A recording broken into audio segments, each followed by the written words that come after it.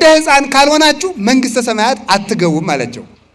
እንደ ሕፃን ካልሆናችሁ ማለት ምን ማለት ነው? እውነት እውነት እላችኋለሁ ካልተመለሳችሁ፣ እንደዚህ ሕፃን ካልሆናችሁ መንግሥተ ሰማያት አትገቡም ማለት። ዛታሐተ ርእሶ ከመዝንቱ ሕፃን ውእቱ የአቢ በመንግሥተ ሰማያት። እንደዚህ ሕፃን ራሱን ዝቅ ያደረገ ሰው በመንግሥተ ሰማያት ትልቅ ሰው የሚባለው ይህ ነው አላቸው። ሕፃናትን ጠባይ 1 2 3 ልንገራችሁ። አንደኛ ሕፃናት አንዱ ጥሩ ጠባያቸው ምንድን ነው? አማኞች ናቸው። ምኖች ናቸው? አማኞች ናቸው። ሁሉ እንደሚያምኑት ማለት ነው። ይህንን ውሃ የሌለው ወንዝ ይጠቅማል? እንጀራ የሌለው መሶብ ይጠቅማል?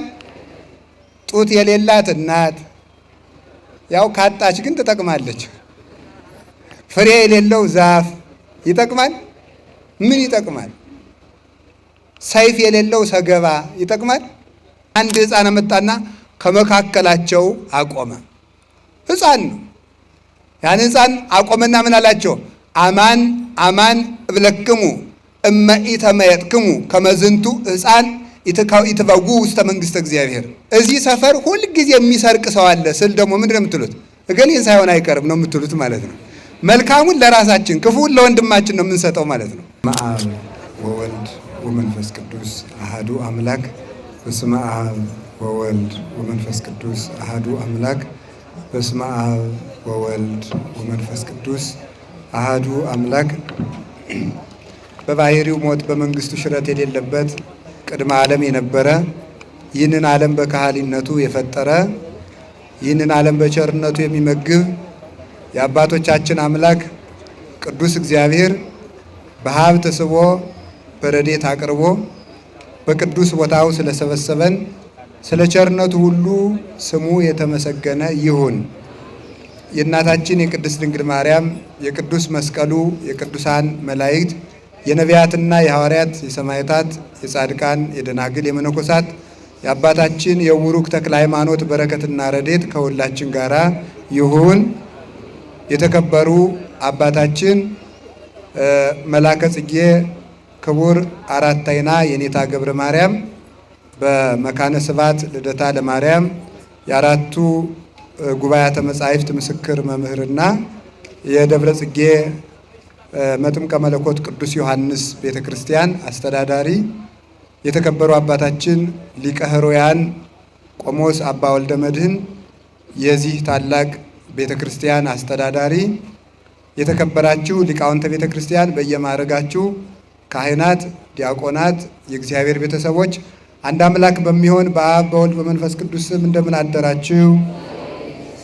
እንደምን ሰነበታችሁ? እንደምን ቆያችሁ? በቸርነቱ ለዚህ ቀን ያደረሰን ፈጣሪያችን እግዚአብሔር ስሙ የተመሰገነ ይሁን። ሁላችሁን ለአባታችን ለብርሃነ ዓለም ለብሩህ ኮከብ ለብሩክ አባታችን ለተክለ ሃይማኖት የልደት በዓል እንኳን በሰላም አደረሳችሁ። እግዚአብሔር በመካከላችን ተገኝቶ እንዲያስተምረን ቅዱስ ፈቃዱ ይሁንልን። ያው በጣም ብዙ መምህራን አሉ። የኔታ አራት አይና የሚያስተምሩ ነበር። በእውነቱ እምቢ እያሉ ነው እሳቸው እንጂ አስቸግረውኝ ነው በእውነቱ እንጂ እኔ ማስተማር ፈልጌ አይደለም። እያስቸገሩ ግን እምቢ ይላሉ፣ አላስተምርም እያሉ ለወደፊቱ ይተው በሏቸው።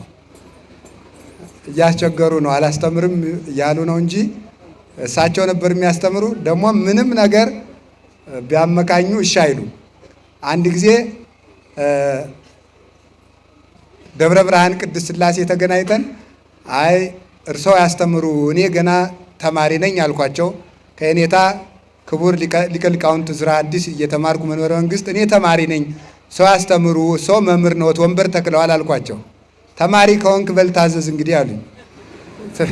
ስለዚህ በምንም ምክንያት እያስቸገሩ እምቢ ስላሉ ለወደፊት ያስተምራሉ። ዛሬ ደግሞ እኔ እታዘዛለሁ ማለት ነው። እግዚአብሔር በመካከላችን ተገኝቶ ያስተምረን። ዘተወክፈ አሃደ ሕፃን ዘከመዝ ኪያየ ተወክፈ። እንደዚህ ያለውን ሕፃን የተቀበለ እኔን ተቀበለ በሉ። ሁላችሁም እንደዚህ ያለውን ሕፃን በሉ። የተቀበለ እኔን ተቀበለ።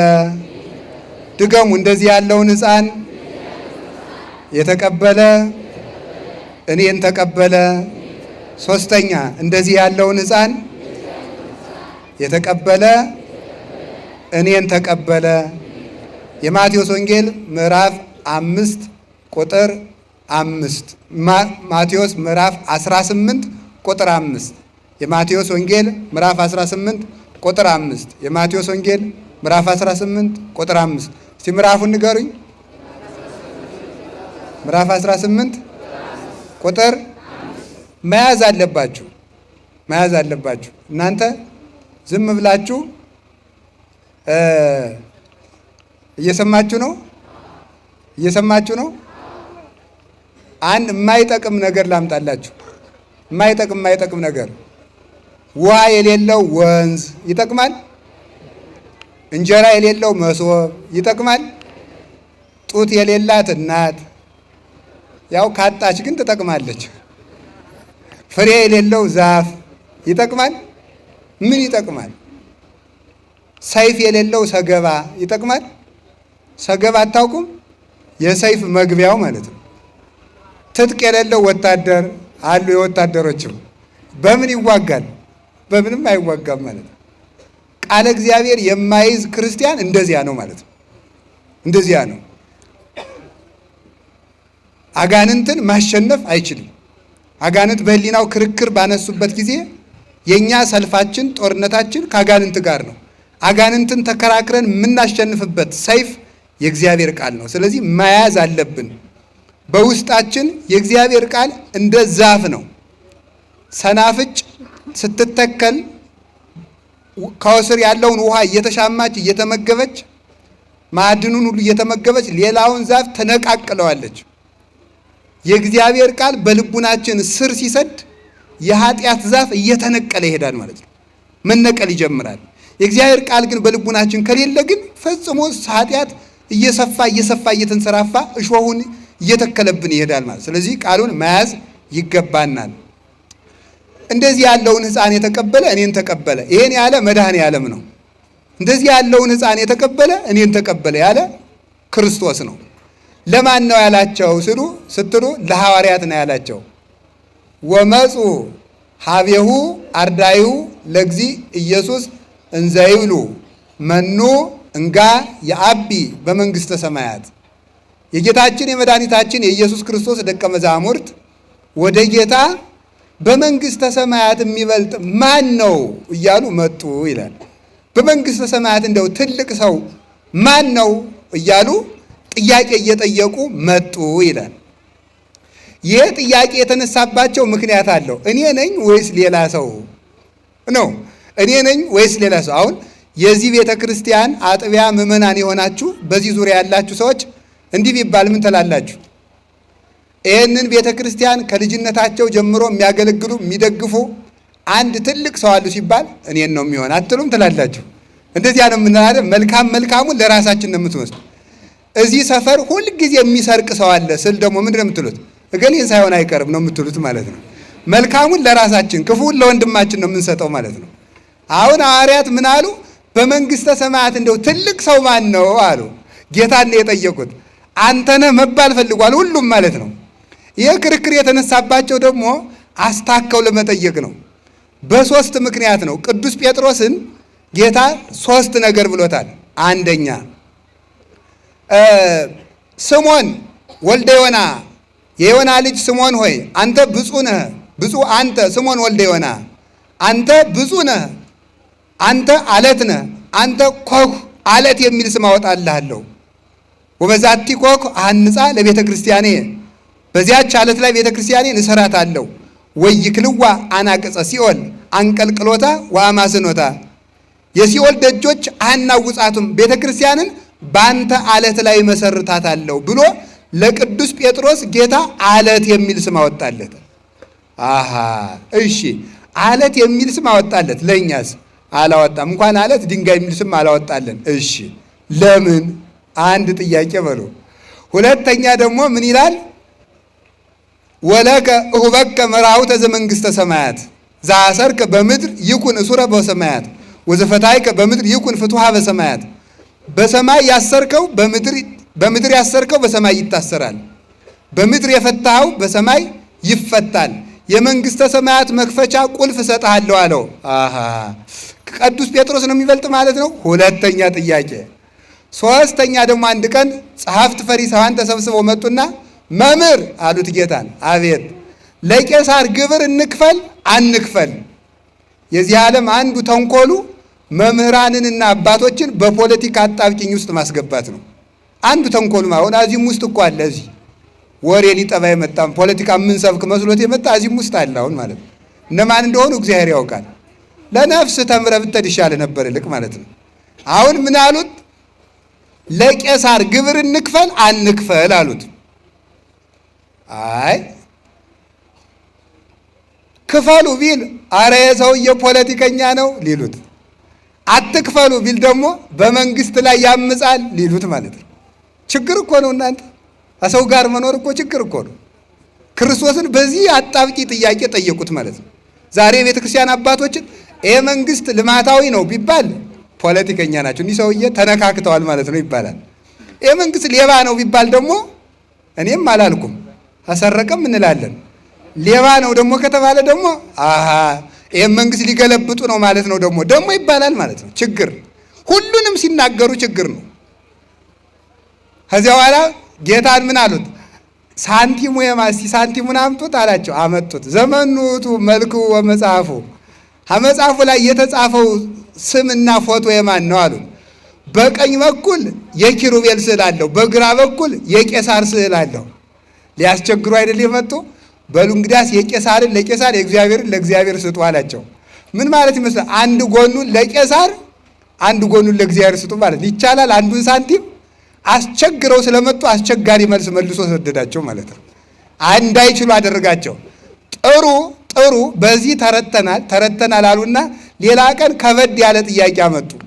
ለደቀ መዛሙርቱ ቀረብ አሉና መምህራችሁ ግብር የማይከፍል ለምንድን ነው አሉ። አሁን የማይታለፍ ጥያቄ አመጡ። በሐሳብ የመጣውን በሐሳብ ረታቸው። አሁን በተግባር መጡ። መምህራችሁ ለምን ግብር አይከፍልም አሉ። የነገስታት ልጆች ይገብራሉ አይገብሩም አላቸው። አይገብሩም ያስገብራሉ እንጂ። እንግዲህ እኔ የአብ የባህሪ ልጁ ገብራለሁ እንዴ? አስገብራለሁ እንጂ የንጉሥ ነገሥት የአብ ልጅ እኮ ነኝ እኔ የንጉሥ ልጅ እኔም ንጉሥ ነኝ አላቸው። ግን ከመይታወቁ ህዝቡ እንዳይበጠበጥ ግን አለ ቅዱስ ጴጥሮስን ሂድና ባህር እዚያ አሳ ተቀበልና አሳ አጥማጆች ሂደህ አሳው ግብር አምጥተህ ክፈል አለው። ከዚያ በኋላ ተመልከቱ ምን አደረገ? አሳው ሲወጣ ከአሳው ውስጥ ምን አገኘ? ወርቅ ዲናር አገኘ። ከዚያ በኋላ ያንን ከፈለ። ምን አደረግ መሰላችሁ? ሕግን ማክበር ስለሚገባው የሕግ ባለቤት ስለሆነ ግብር ከፈለ። ጌትነቱን ለመግለጥ ግን ለእኔ ባህር ትገብርልኛለች እናንተ ገብር ትሉኛላችሁ አላቸው። እኔ ባህርን የማስገብር የባህር ፈጣሪዋ ነኝ። እንስሳት አራዊት ለእኔ አውቀው ይገብራሉ። ምድር ትገብርልኛለች፣ ሰማይ ለእኔ ይገብራል። ይባርክዎ ኩሉ ግብረ እግዚእ ለእግዚአብሔር፣ እግዚአብሔር የፈጠራቸው ፍጥረታት ሁሉ የምስጋና ግብርን ለእግዚአብሔር ያወጣሉ። ለእኔም ለአንተም ክፈል ብሎታል ቅዱስ ጴጥሮስን። እንግዲህ ቅዱስ ጴጥሮስን ለእኔም ለአንተም ግብር ክፈል ካለው ቅዱስ ጴጥሮስን ከራሱ ጋር እኩል እያደረገው ስለሆነ ጴጥሮስ ነው የሚበልጥ ማለት ነው። ቁርጡን ይንገረን ዛሬ አሉ ሐዋርያት። ሶስት ነገር ለይቶ ስላደረገለት ዛሬ ቁርጡን ማወቅ አለብን። ማን ነው ትልቅ ብለው ጠየቁት። እሱ ደግሞ ነገሩን ከጉዳይ ያወጣና ወፀዋ አሃደ ሕፃነ ወአቀመ ማእከሌሆሙ፣ ነገሩን ጴጥሮስንም ሳይጠራ ዮሐንስንም ሳይጠራ ቶማስንም ሳይጠራ ሌላውንም ሳይጠራ አንድ ሕፃን መጣና ከመካከላቸው አቆመ። ሕፃን ነው። ያን ሕፃን አቆመና ምን አላቸው? አማን አማን እብለክሙ እመ ኢተመየጥክሙ ከመዝንቱ ሕፃን ኢትበጉ ውስተ መንግሥተ እግዚአብሔር። እውነት እውነት እላችኋለሁ ካልተመለሳችሁ እንደዚህ ሕፃን ካልሆናችሁ መንግሥተ ሰማያት አትገቡም ማለት። ዛታሃተ ርእሶ ከመዝንቱ ሕፃን ውእቱ የአቢ በመንግሥተ ሰማያት። እንደዚህ ሕፃን ራሱን ዝቅ ያደረገ ሰው በመንግሥተ ሰማያት ትልቅ ሰው የሚባለው ይህ ነው አላቸው። እንደ ሕፃን ካልሆናችሁ መንግሥተ ሰማያት አትገቡም አላቸው። እንደ ሕፃን ካልሆናችሁ ማለት ምን ማለት ነው? ይችን ልንገራችሁ። አንድ ሰው መንግሥተ ሰማያት ለመግባት እንደ ሕፃን መሆን አለበት። ሕፃናት አላችሁ? ዛሬ የሕፃናት ቀን ነው በእውነቱ። እንደ ሕፃን ካልሆናችሁ መንግሥተ ሰማያት አትገቡም። የሕፃናትን ጠባይ 1 2 3 ልንገራችሁ። አንደኛ ሕፃናት አንዱ ጥሩ ጠባያቸው ምንድን ነው? አማኞች ናቸው። ምኖች ናቸው? አማኞች ናቸው። ሁሉ እንደሚያምኑት ማለት ነው። ይሄንን ወስጄ ይህ ስሙ እንግዲህ ተቀርጾ መስቀል ነው፣ ግን እንጨት ነው፣ ይሄ ወርቅ ይባላል ብለው እሺ። ማን ነው እንደዚያ የሚለው? ሕፃን ማለት ነው። ይሄ ሰው ነው ስሙ ብለው እሺ ነው የሚለው ማለት ነው። ሕፃን አማኝ ነው። ሃይማኖት ይኖራችሁ ማለት ነው። እንደ ሕፃናት ያለ ሃይማኖት የለው ሰው የለም።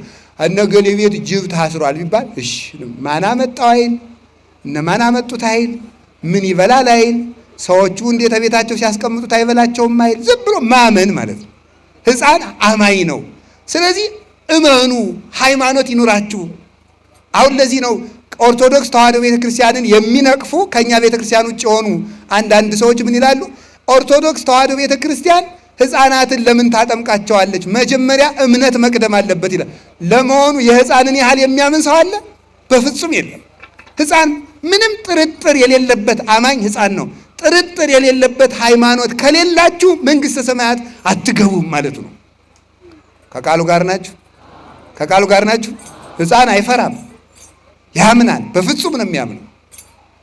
ሁለተኛ ደግሞ ሕፃን ምን በላ ምን ጠጣ የሚቀጥለው ዓመት ምን ይሆናል ብሎ አይጨነቅም።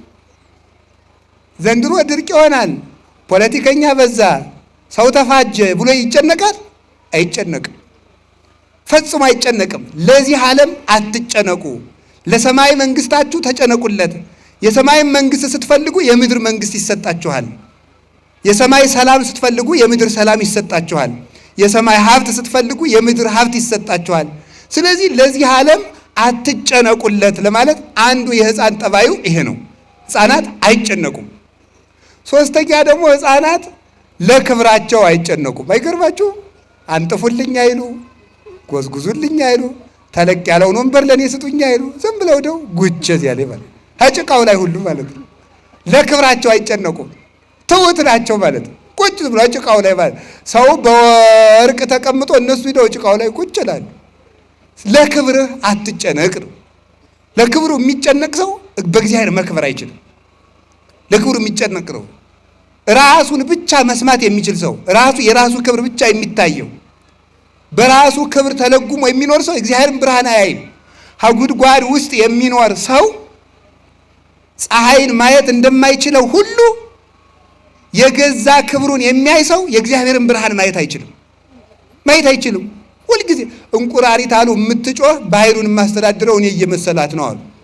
በጣም እኮ የሚገርማችሁ ማለት ማታ ማታ ወንዙ ስጮህ አትሰማትም? እንቁራሪት የምታቅራራ የባህሩ ጌታ እኔ ነኝ ብላ ነው ማለት ነው። ግን የሚያኖራት ማን ነው? ባህሩ ነው የሚያኖራት።